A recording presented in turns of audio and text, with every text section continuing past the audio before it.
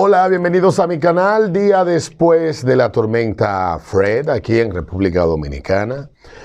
Y bueno, qué bueno que la mayoría de la gente y que hoy los datos que trae la prensa sobre el paso de la tormenta por el país son datos que, aunque ha dejado algún nivel de daño, de destrucción, sobre todo a infraestructura de transmisión de energía eléctrica en algunos puntos del país, el daño de las crecidas de algunos ríos que ha provocado a algunos acueductos, hablamos de 26, 33 circuitos fuera de línea, de circuitos eléctricos y, bueno, un montón de refugiados, pero sin hasta el momento, ninguna baja, ninguna persona fallecida, lo cual es positivo. Fred fue una tormenta de la cual se empezó a hablar en el fin de semana que podría estar afectando a República Dominicana. Empezamos a escuchar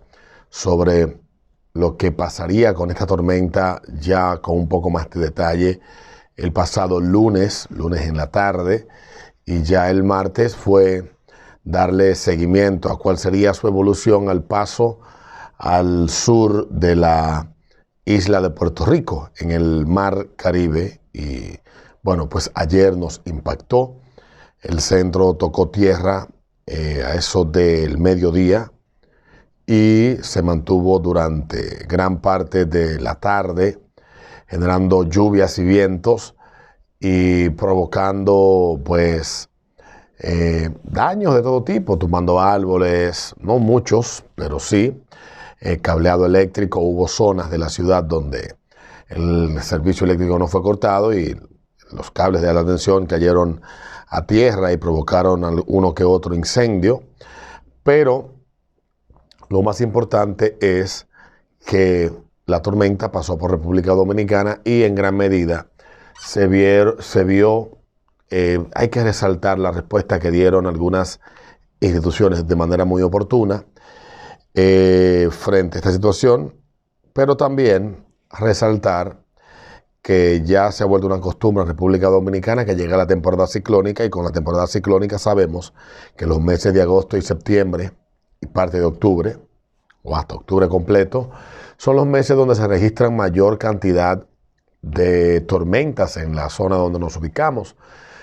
La República Dominicana ha corrido con un tipo de suerte, algo así como que la casualidad no ha permitido que nosotros, estando en el mismo trayecto de los huracanes, pues no nos toquen tan a menudo huracanes intensos como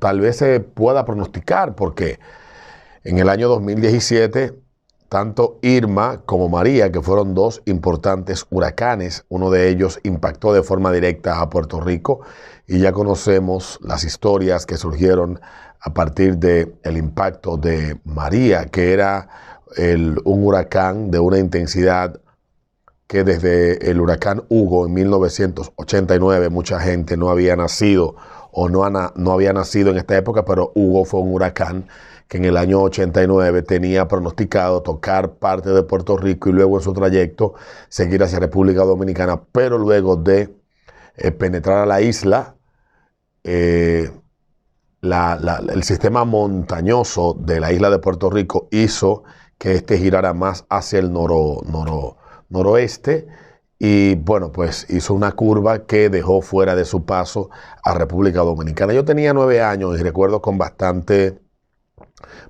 fresca la experiencia de toda la expectativa que había por el paso por República Dominicana. Inicialmente estaba proyectado así, de este huracán. Luego pasó la década del 90 sin mayores fenómenos, que hasta que nos llegó George, ya finalizando la década del 90, en el año 98, y afectó bastante a República Dominicana. También tocó la isla de Puerto Rico, generó bastante daños allá, pero no tantos como los que produjo aquí en República Dominicana, por dos cuestiones. La primera, Nos habíamos desacostumbrado a ver fenómenos atmosféricos de esas características. George tocó República Dominicana entrando por ahí entre San Pedro y La Romana, siendo un huracán categoría 3 en la escala Saffir-Simpson. Pero George tenía un pronóstico de que su trayecto iba a ser otro y no el que terminó teniendo. El trayecto que se proyectó de George era que iba a cruzar la isla de Puerto Rico, iba a subir un poco hacia el norte, iba a cruzar tocando las provincias de Higüey, Atomayor, El Ceibol, Samaná, Puerto Plata, Nagua y afectando gran parte de la costa norte de la República Dominicana. Pero volvió y pasó lo que sucede con estos fenómenos atmosféricos, que son impredecibles. Al entrar al territorio de Puerto Rico, las condiciones hicieron que éste girara en su traslación, cambiara de rumbo, y entonces nos despertamos al otro día, nos acostamos con una proyección, y cuando ya tocó el Canal de la Mona y retomó fuerzas el huracán, pues nos levantamos a las 6, 7 de la mañana con que era la costa sur y parte de la costa sureste del país la que iba a ver los efectos más fuertes de este huracán. De hecho, en Puerto Plata ni llovió, y mucho menos en Santiago.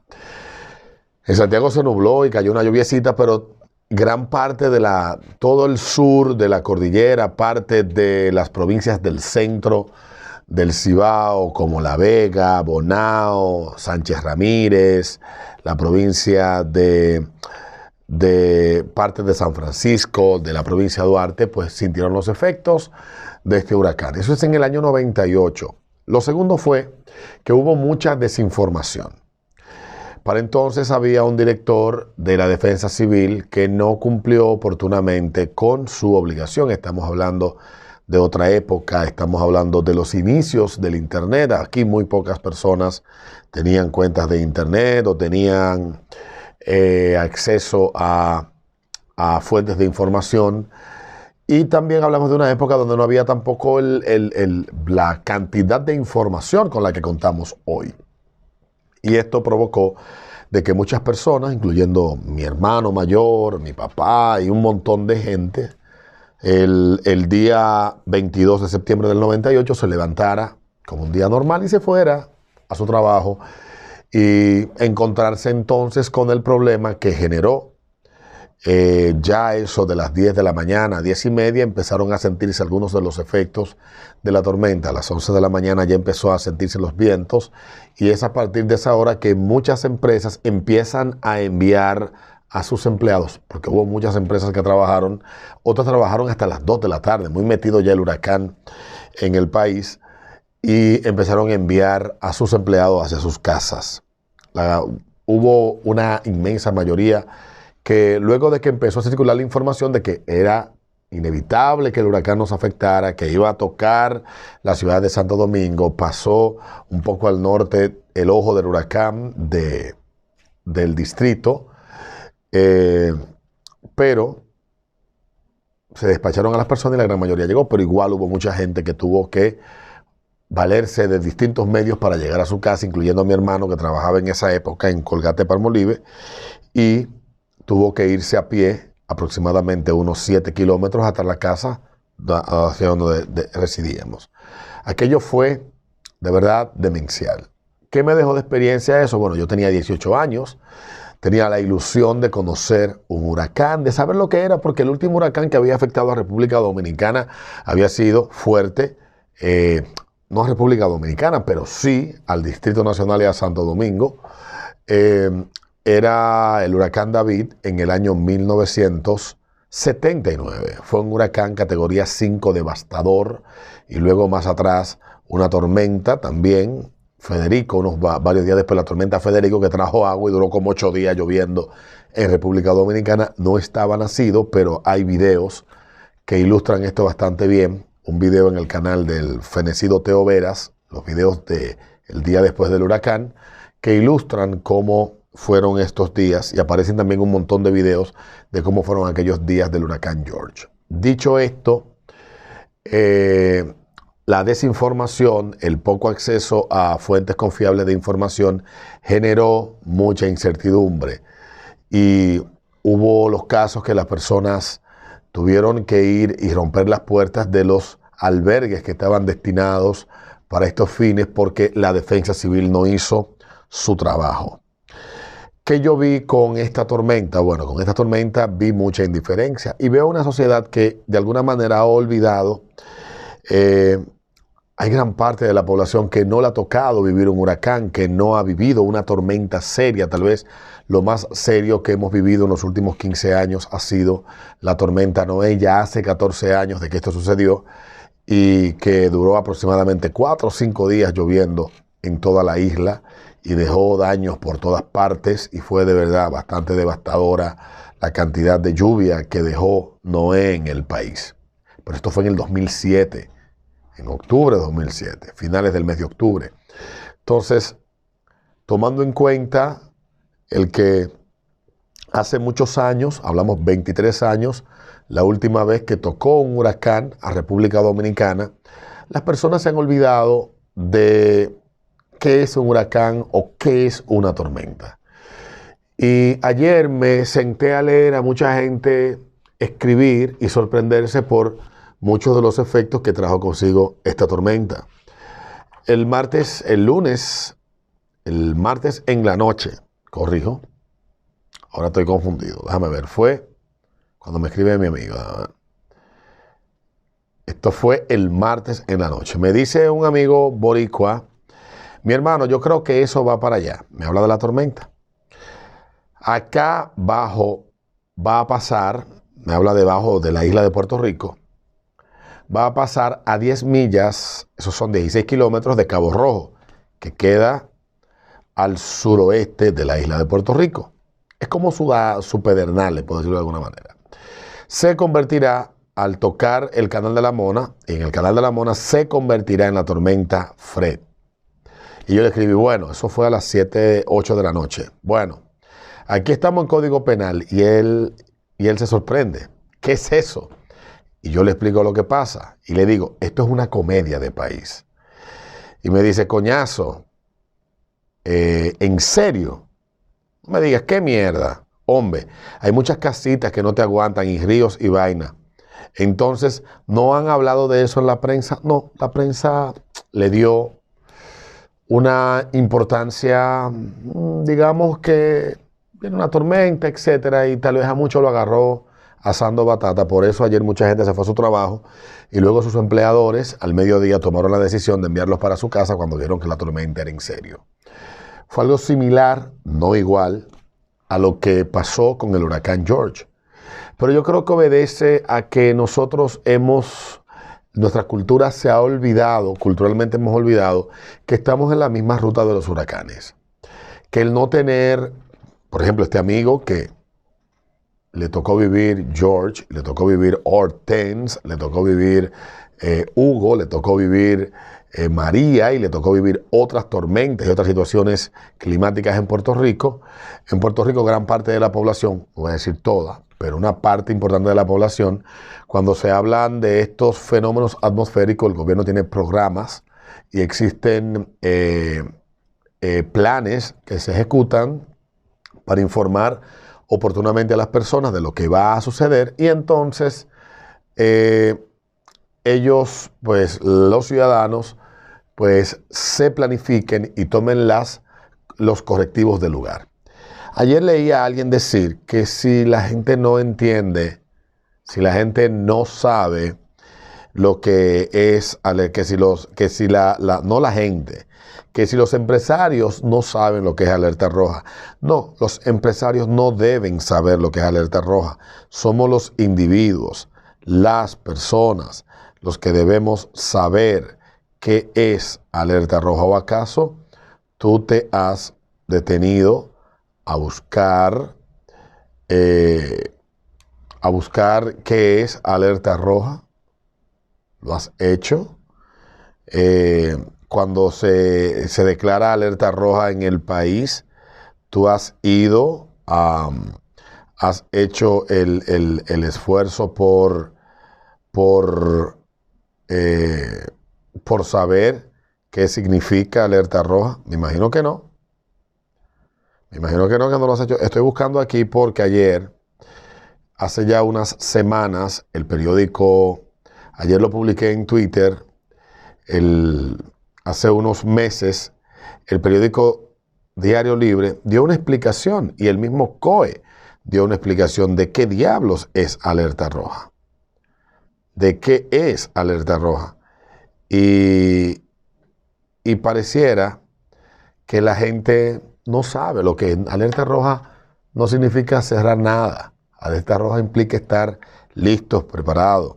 Significa que la población debe estar lista ya en un albergue oficial o en una casa segura identificada por la persona. Hablamos de esto. Si estamos en alerta roja, todos los que estamos en un área que esté en alerta roja debemos de haber hecho los preparativos del lugar, como indica la alerta verde, de empezar a poner atención, alerta amarilla, empezar a alistarte, y alerta roja ya estar preparado, listo, resguardado, con un plan que implique todo lo que tiene que ver con esto. Lo explicó el director del COE hace un año en un video, y lo digo aquí porque muchos no lo sabemos y nos hemos olvidado nosotros de que estamos en el mismo centro de las Antillas, de que a lo largo de la historia hemos corrido con suerte de que los huracanes no nos toquen con tanta frecuencia como debería suceder por estar en una zona de huracanes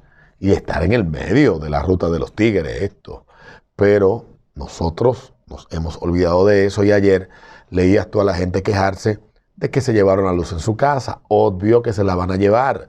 Hay una condición climática de viento que no permite, por cómo está la infraestructura instalada de cableado, distribución, etcétera, y de transmisión, tener el servicio activo, porque puede provocar situaciones que lamentar. Entonces, ayer mucha gente, lo cual le da la razón a lo que dijo hace unos años a Danilo Medina, esta sociedad que se ha convertido en una sociedad de clase media, la clase media la leías tú ayer quejarse de que en su casa tenía 5 horas sin luz, que tenía 7 horas sin luz, que tenía 2 horas sin luz, que se fue la luz, etc. Y en George, en mi casa, duramos 41 días sin energía eléctrica y duramos 7 sin agua y tuvimos que ingeniárnosla. El país ha mejorado y ha mejorado mucho. Hay una clase media que ha crecido y que se le ha olvidado lo que es pasar trabajo. Ciertamente este país ha mejorado mucho, pero no olvidemos que tenemos una responsabilidad de prepararnos en caso de que se anuncie, se informe oportunamente un fenómeno atmosférico, que no es solamente ir al supermercado y comprar comida, y muchas veces la gente llena el freezer de carne, sino prepararse adecuadamente. Debemos de retomar la costumbre de cada año, informarnos y estar pendientes y estar preparados en caso de que venga un fenómeno atmosférico y buscar siempre fuentes confiables de información. Por lo general, yo siempre recurro al sistema meteorológico y a las fuentes de información de Puerto Rico, porque las de aquí o son muy difusas o no ofrecen información de manera oportuna. Y siempre que pasan estos fenómenos, pues escucho radio de Puerto Rico, veo televisión de Puerto Rico, que a veces tienen información mucho más precisa y clara sobre lo que termine sucediendo con los fenómenos atmosféricos que afectan la zona y que casi siempre nos afectan en conjunto a ambas islas.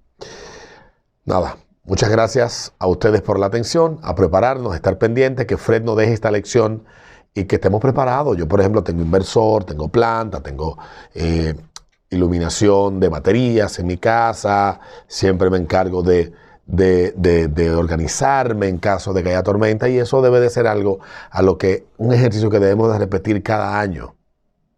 Vivimos en una zona de huracanes y de tormentas. Eso no va a desaparecer nunca. Por tanto, estar preparados, sobre todo para esta época del año, entre agosto y octubre, es una obligación. Nos vemos en un próximo video.